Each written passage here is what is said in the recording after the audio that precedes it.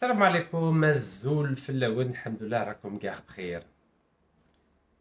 Aujourd'hui, vous savez, c'est 18 octobre 2025. Il s'est passé quelque chose de très grave dans la vie politique algérienne. Le 18 octobre 1970, à 3 reprises, je me suis rendu à un hôtel en Allemagne, à Francfort, pour commémorer un grand homme, un grand Algérien, un grand homme politique. C'est le signataire des accords d'Évian du 18-19 mars 1962. J'ai l'honneur de présenter le Moudjahid ou le Shahid Belkacem Karim.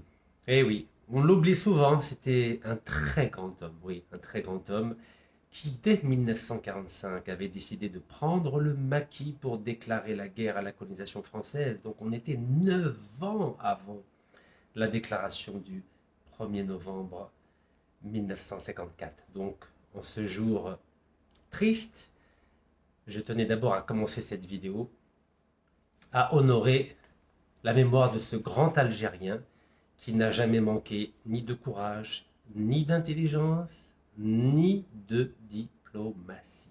Courage guerrier, intelligence politique et diplomatie quand il le fallait. Car pour faire la guerre, il était là. Pour faire preuve de vision politique, il était là.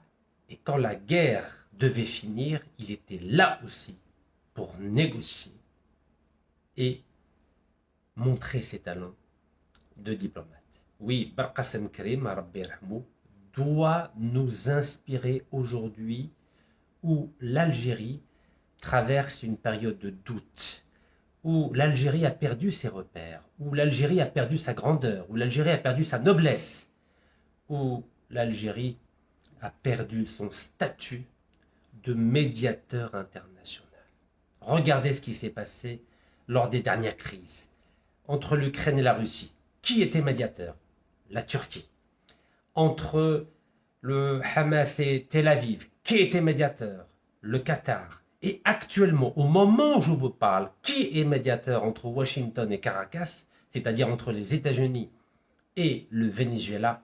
C'est à nouveau le Qatar. Souvenez-vous, il n'y a pas si longtemps, il y a 44 ans, janvier 1981, à qui a fait appel les États-Unis, à qui a fait appel l'Iran pour trouver une solution diplomatique à la prise d'otage de 52 diplomates américains à l'ambassade américaine à Téhéran, en Iran. Tous les deux ont fait appel à l'Algérie, car l'Algérie avait la plus belle, la plus efficace, la plus noble et la plus respectée des diplomaties dans le monde. J'ai mal, car la vidéo d'aujourd'hui, c'est évidemment le dossier du Sahara occidental qui risque de plonger la diplomatie algérienne dans les abîmes de l'histoire. Et je pèse mes mots. Oui, je pèse mes mots. Car autant la diplomatie algérienne, depuis 1954, oui, je dis bien depuis 1954, a toujours réussi à s'adapter au contexte nouveau, aux enjeux nouveaux, à la diplomatie géopolitique nouvelle. Autant, depuis quelques années, rien ne va plus, comme on dit au casino. Oui, rien ne va plus. La diplomatie algérienne ne sait plus s'adapter. Je pèse mes mots.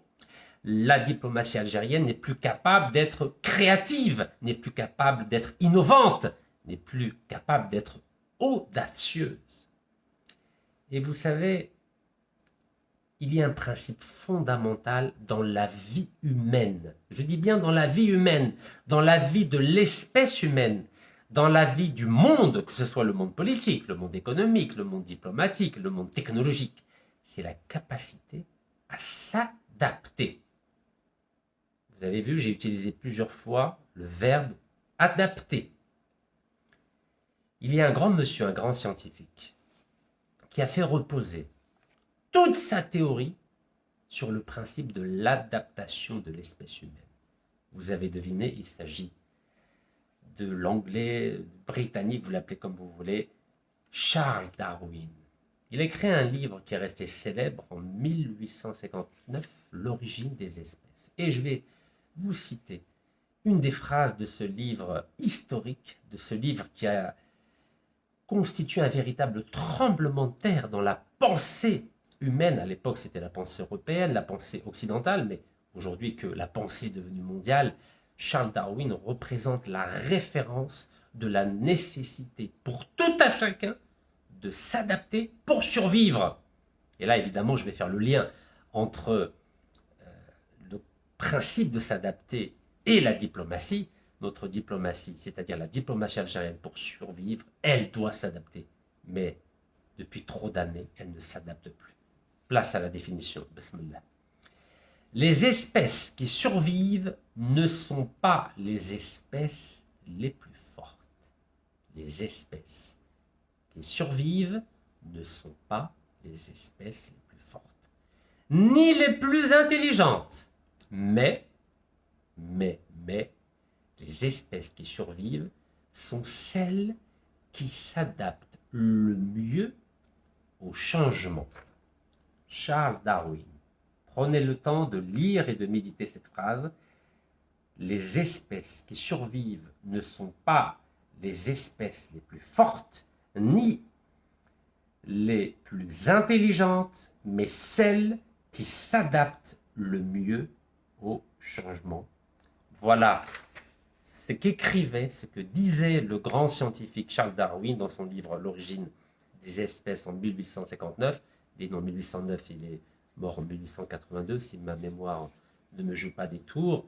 Donc c'est la même période que le grand Marx, l'auteur du Capital, celui qui a fait trembler le monde politique, économique et social pendant tout le XXe siècle. Charles Darwin a fait trembler le monde scientifique depuis 1859 jusqu'à nos jours.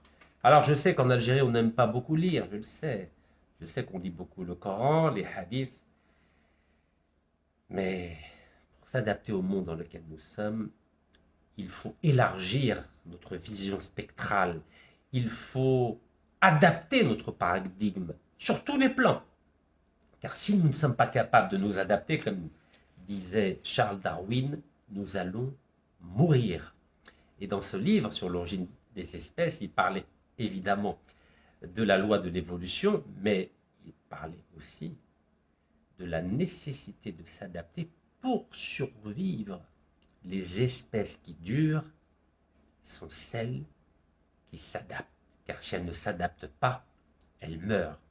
Et malheureusement aujourd'hui, ce que nous constatons, c'est l'incapacité de la diplomatie algérienne, à la tête de laquelle il y a un monsieur qui est gentil, sympathique, mais médiocre, incompétent et inefficace. Vous avez deviné de qui je parle, il s'agit de M. Ahmed Attaf, qui est pourtant de ma région, mais je vous ai toujours dit, je ne suis pas un jihaoui.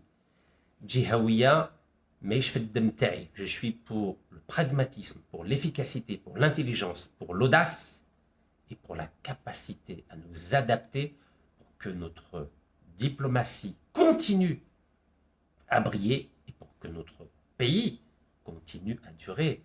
Car vous savez, il y a des pays qui ont disparu de la scène mondiale. Regardez la Yougoslavie, vous vous en souvenez, elle était dirigée d'une main de fer pendant des années par le maréchal Tito. Il a suffi qu'il meure. Et qu'est-il arrivé dans les années 90 à la Yougoslavie? Elle a été divisée suite à des guerres civiles. Et aujourd'hui, elle est l'ombre d'elle-même. Elle n'existe plus. La Croatie, la Serbie, le Kosovo, le Monténégro, la Macédoine. Vous avez compris, nul n'est à l'abri du cancer de la division. Car quand on ne sait pas s'adapter, on meurt. La Yougoslavie n'a pas réussi à s'adapter, elle est morte. Des peuples n'ont pas réussi à s'adapter, je parle des peuples indiens d'Amérique, ils ont été détruits. Ils ont été décimés par des peuples qui étaient capables de s'adapter, qui étaient des barbares. C'était le peuple européen, mais ce peuple européen a toujours su s'adapter jusqu'à ce jour, car aujourd'hui, qui est le chef d'orchestre du monde sur tous les plans, sur le plan politique, diplomatique, militaire, nucléaire, technologique, c'est le peuple européen, c'est le peuple occidental. Donc revenons au sujet du jour, c'est-à-dire le Sahara occidental, un thème, un dossier qui tient à cœur l'Algérie, la diplomatie algérienne et le peuple algérien, car quelque part on se reconnaît dans la volonté du peuple sahraoui d'avoir son autonomie, d'avoir son indépendance, de la même façon qu'on se reconnaît dans la volonté du peuple palestinien d'être libre, d'être indépendant et de faire partie de la famille du Moyen-Orient ou de l'Afrique du Nord avec laquelle il a des affinités religieuses, des affinités spirituelles, des affinités linguistiques, des affinités historiques. Aujourd'hui, si j'ai décidé de vous parler de la diplomatie du Sahara occidental, c'est parce qu'il s'est passé quelque chose de nouveau, de très important et de très inquiétant. Oui, très inquiétant. Et cette tragédie que nous allons voir avec nos propres yeux, avec notre propre intelligence et notre propre cœur, va se dérouler à l'ONU. Vous savez qu'à l'ONU, l'Algérie, depuis le 1er janvier 2024 jusqu'au 31 décembre 2025, fait partie du Conseil de sécurité des Nations Unies en tant que membre non permanent. Alors, je précise pour les personnes qui ne le savent pas, le Conseil de sécurité, c'est la boîte noire de l'ONU. C'est au Conseil de sécurité où toutes les grandes décisions se prennent. Il y a 15 pays, 5 pays qui sont des membres permanents, États-Unis, Russie, Chine, Angleterre, France. Depuis 1945, ils sont là H24. Ce sont les vainqueurs de la Deuxième Guerre mondiale. En plus de ces 5 pays qui sont des membres permanents, il y a 10 pays qui sont des membres non permanents. Leur mandat est limité à 2 années. Donc l'Algérie et Sierra Leone sont les 2 pays africains qui siègent au Conseil de sécurité des Nations Unies en leur qualité de membres non permanents, et leur mandat donc va s'arrêter le 31 décembre 2025, c'est-à-dire dans à peine 2 mois et demi. Mais que va-t-il se passer dans les 12 prochains jours dans ce Conseil de sécurité des Nations Unies? Vous avez vu à l'époque, c'était sur le site du ministère des Affaires étrangères algérien. Le titre, c'était « L'Algérie entame son mandat au Conseil de sécurité de l'ONU pour les années 2024 et 2025 ».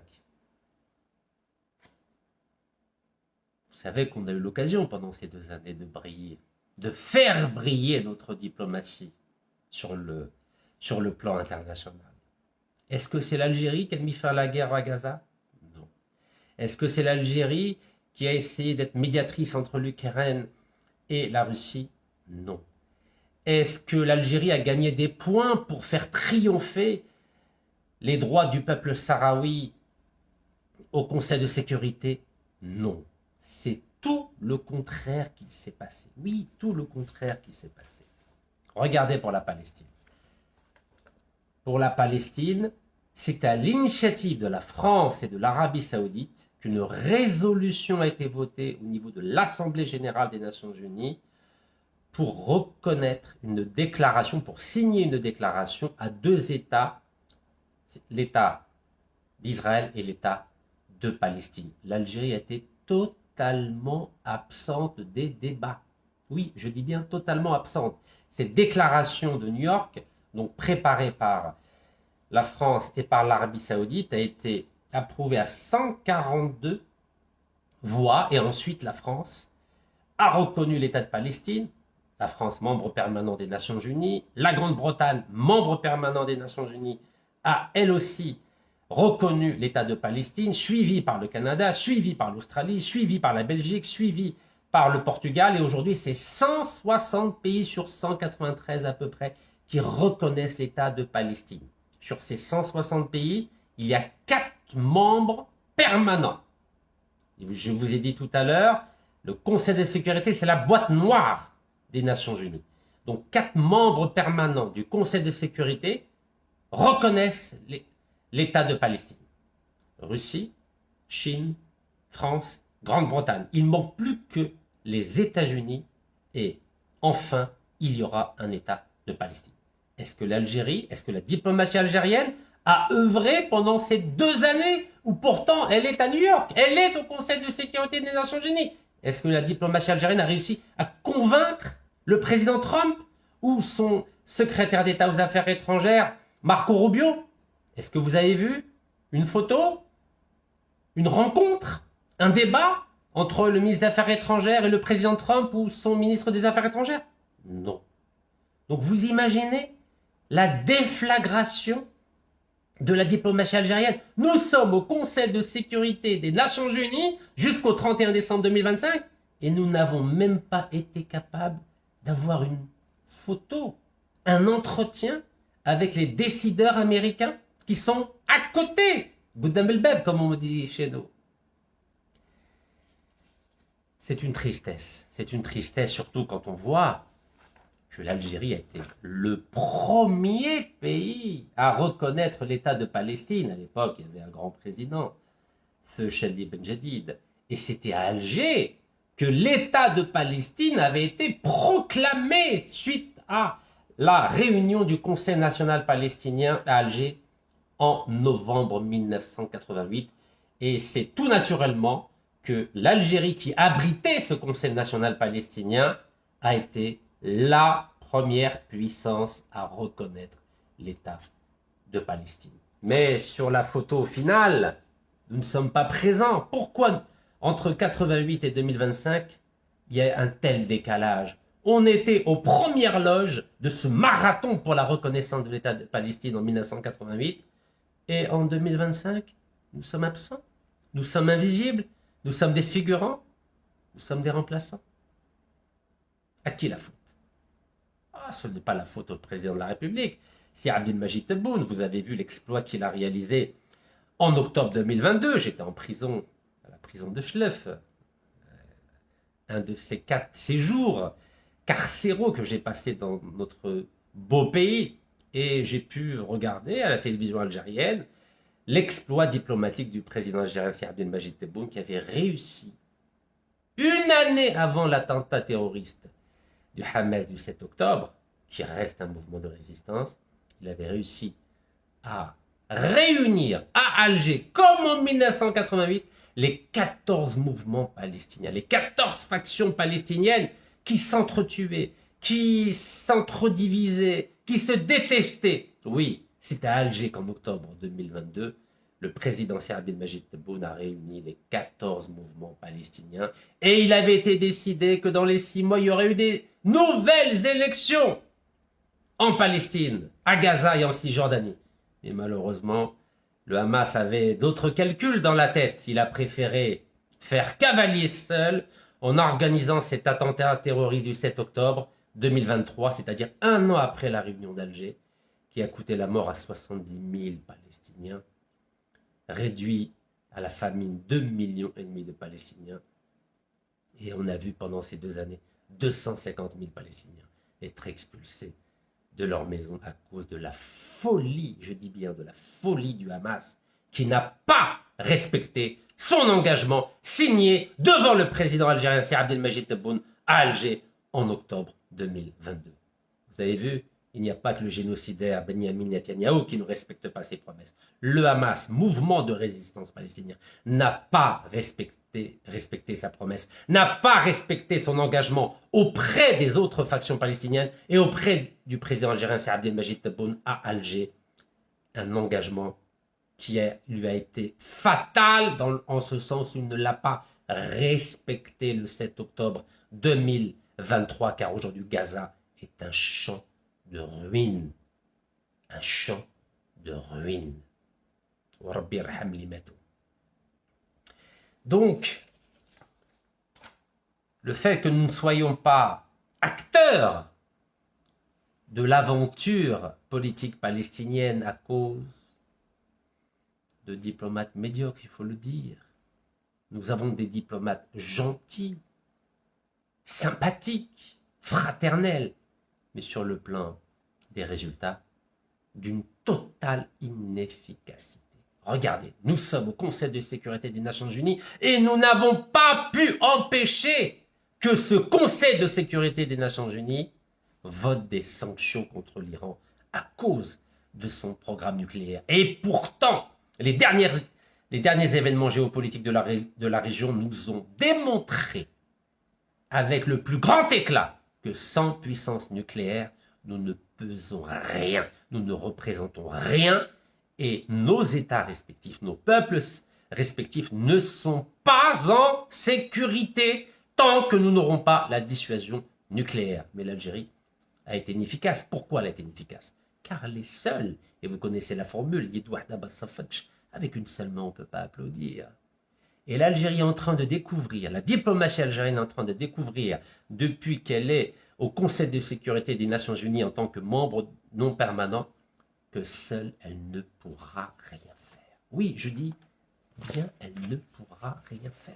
Absolument rien faire. Donc autant nous n'avons pas été présents pour accompagner les Palestiniens et les hommes politiques et femmes politiques palestiniennes jusqu'à la création officielle reconnue internationalement de l'État de Palestine, autant nous risquons de vivre la même tragédie au sujet de l'autre dossier qui tient à cœur la diplomatie algérienne, c'est-à-dire le Sahara occidental qui est à nos frontières.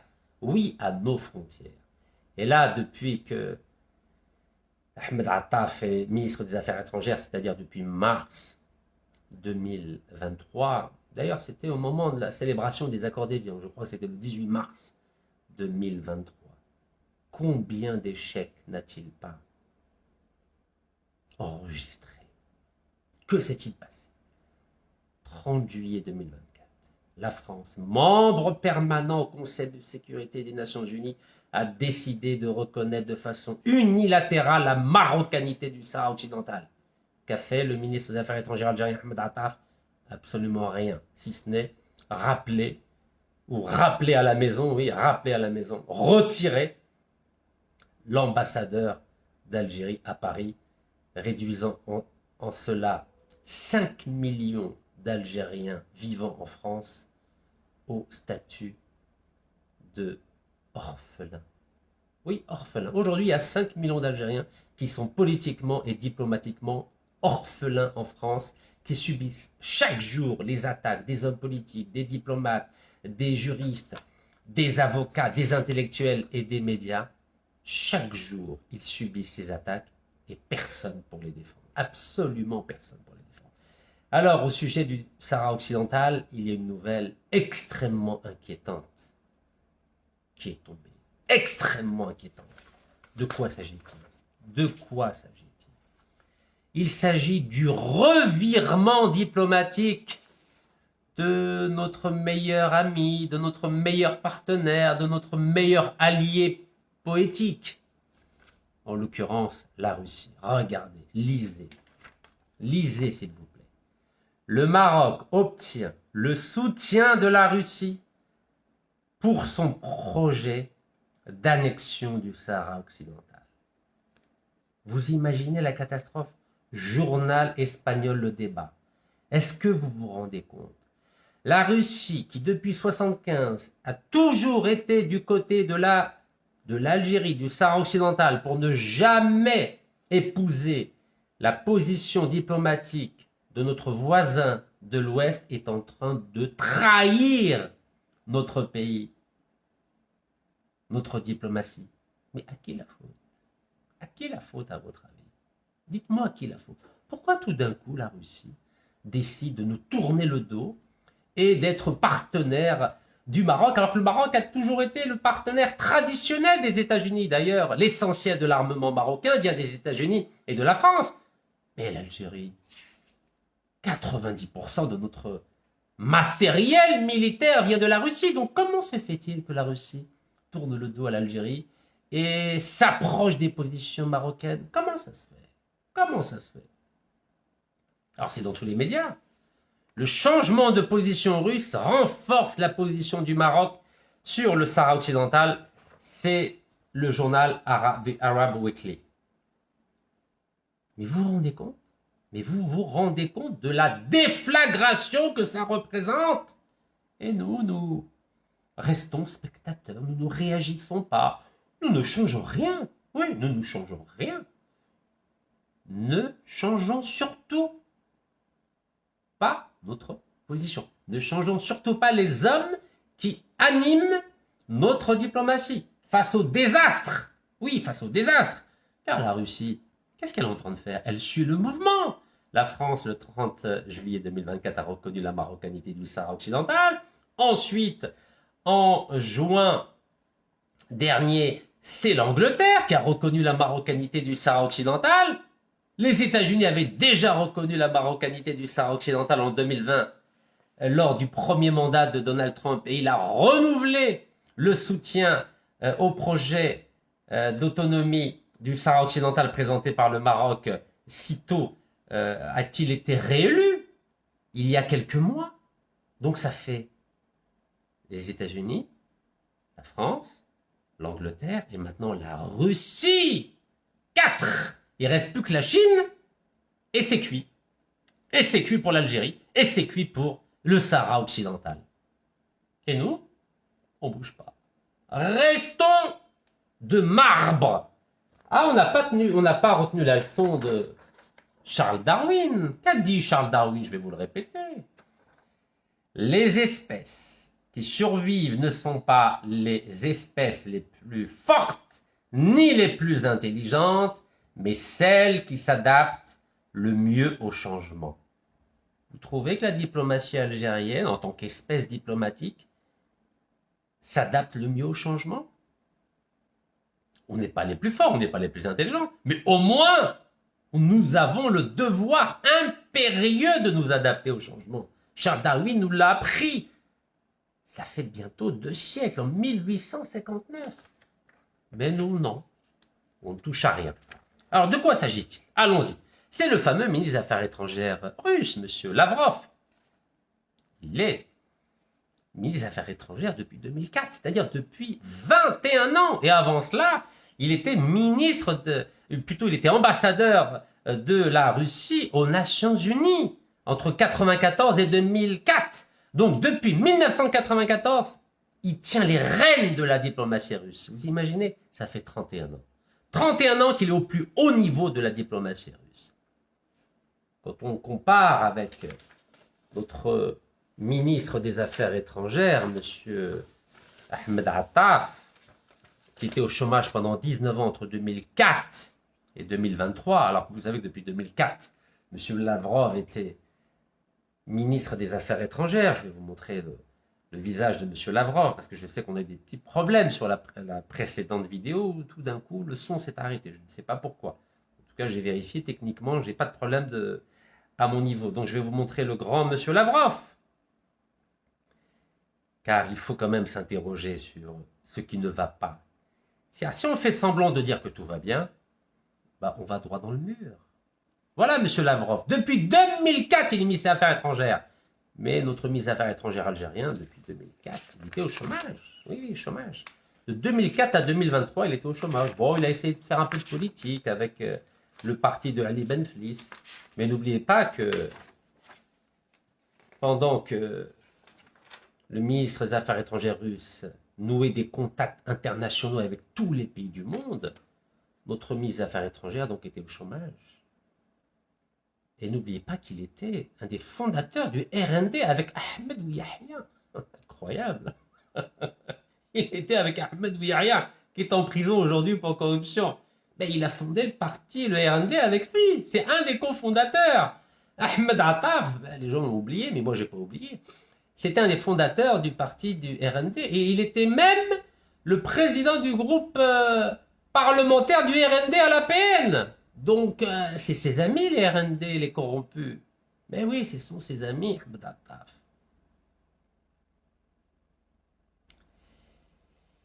C'était un ami, la même promo à l'ENA, l'étoile nationale, comment ça s'appelle? L'école nationale d'administration, l'ENA algérienne. Eh oui, c'était le copain de promotion d'Ahmed Ouiahia.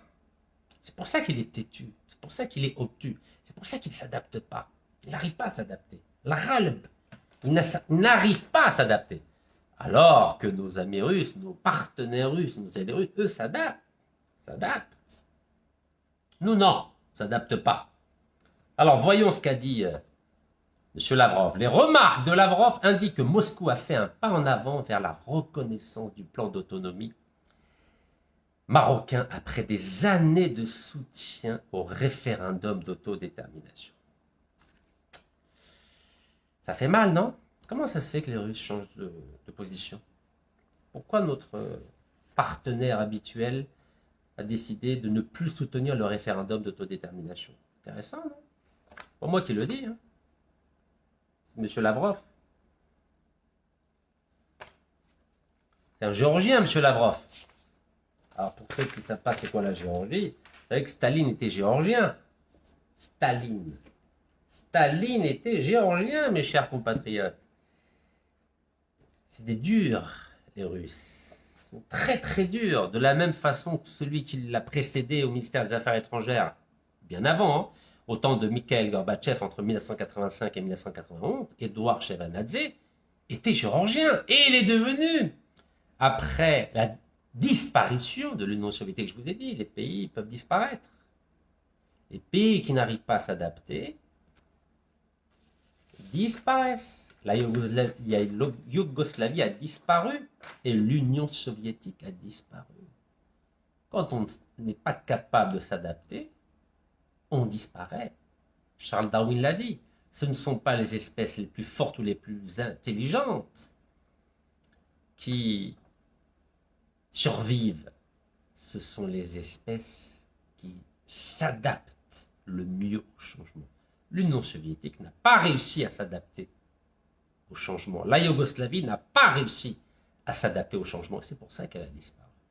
Donc Édouard Shevardnadze, qui était un des penseurs de la perestroïka, de la glasnost, c'est-à-dire des réformes de l'Union soviétique, n'a pas réussi dans sa mission de réformer l'Union soviétique. Et aujourd'hui, nous vivons le même problème au niveau de la diplomatie algérienne. Nous n'arrivons pas à nous adapter au nouveau paradigme de la géopolitique mondiale. On n'y arrive pas. Et ce n'est pas avec un homme qui était 19 ans au chômage qu'on va y arriver. Regardez, lisez les communiqués du ministère des Affaires étrangères algérien. On a l'impression que c'est les mêmes que ceux de 75, de 80, de 88, de 2000. C'est les mêmes. Que disent les communiqués du ministère des Affaires étrangères algérien? Ils disent, nous, on fait confiance à l'ONU. Nous respecterons uniquement les résolutions des Nations Unies. Les Nations Unies, c'est qui? C'est qui les Nations Unies? Allez, on fait un petit cours. Les Nations Unies, il y a 5 pays. C'est eux les Nations Unies. Donc si ces 5 pays qui ont le droit de veto, c'est-à-dire qui ont un siège permanent au Conseil de sécurité des Nations Unies, je répète les noms, États-Unis, Russie, Chine, Angleterre, France. Si ces 5 pays sont d'accord, ça devient une résolution du Conseil de sécurité des Nations Unies. Mais là, vous avez compris, j'espère. Pour l'instant, il y a 4 pays qui approuvent le plan d'autonomie marocain au Sahara occidental. Il suffit que la Chine soit neutre, je dis bien soit neutre, et ça fait 5. Et donc, ça devient une résolution du Conseil de sécurité des Nations Unies. Donc, si ces 5 pays, dont 4 sont favorables pour l'instant, États-Unis, France, Angleterre, Russie et Chine neutre, si ces 5 pays sont d'accord, ça devient une résolution du Conseil de sécurité des Nations Unies. Et l'Algérie, qui a toujours dit qu'elle respecterait les résolutions des Nations Unies au sujet du Sahara occidental, sera obligée de reconnaître le plan d'autonomie du Maroc au Sahara occidental. Et la boucle sera bouclée.